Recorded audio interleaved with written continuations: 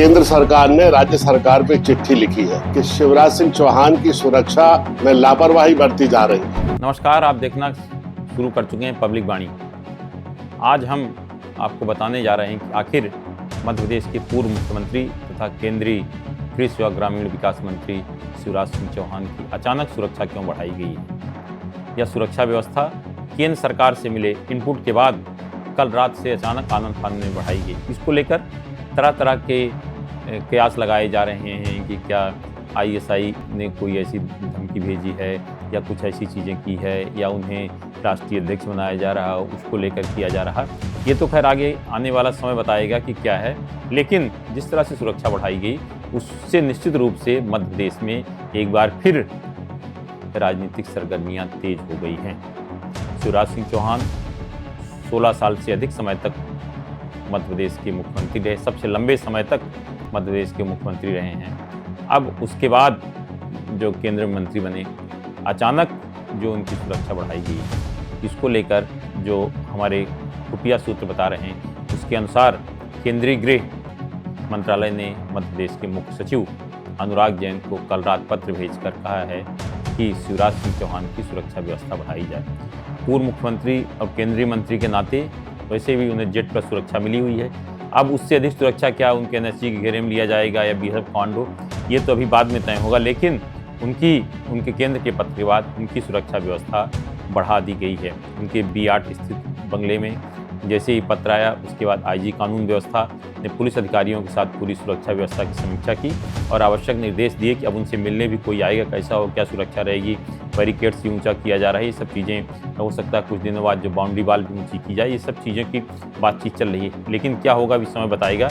लेकिन निश्चित रूप से जो केंद्र सरकार का पत्र आया है उसमें कहा गया है कि कहीं कहीं देखने में आया है कि उनकी सुरक्षा में लापरवाही हो जाती है, लोग कहीं घुस जाते हैं, इस कारण बढ़ाई गई है।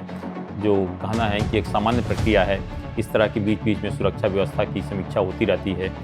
जो भी VIP हों, चाहे मुख्यमंत्री हों, केंद्रीय मंत्री हों, वो जो और आतंकियों ISI के निशाने पर रहते हैं, उनकी सुरक्षा के बीच में समीक्षा VIP की होती रहती है।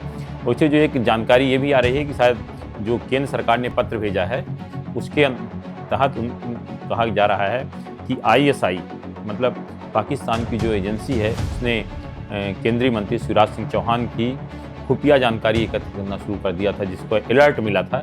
इस कारण की सुरक्षा व्यवस्था बढ़ाई गई।